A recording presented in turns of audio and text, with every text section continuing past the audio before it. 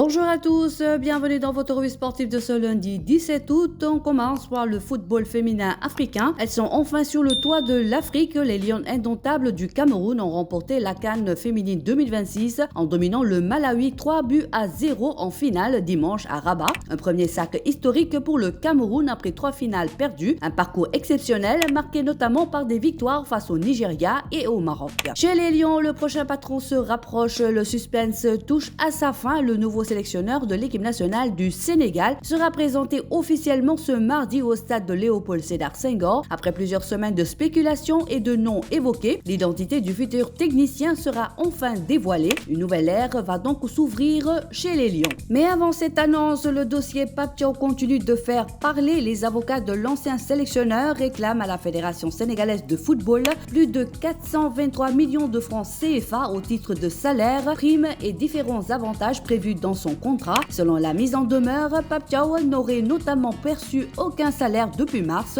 une affaire qui pourrait désormais prendre une tournure judiciaire. Pendant ce temps, la relève poursuit son travail. Après 2 premiers stages, les U23 sénégalais auront droit à une 3e phase de présélection du 18 au 20 août à Guerrero. 23 nouveaux joueurs locaux seront observés par Serine Saludia. Objectif, dégager progressivement le groupe qui préparera les éliminatoires de la CAN U23.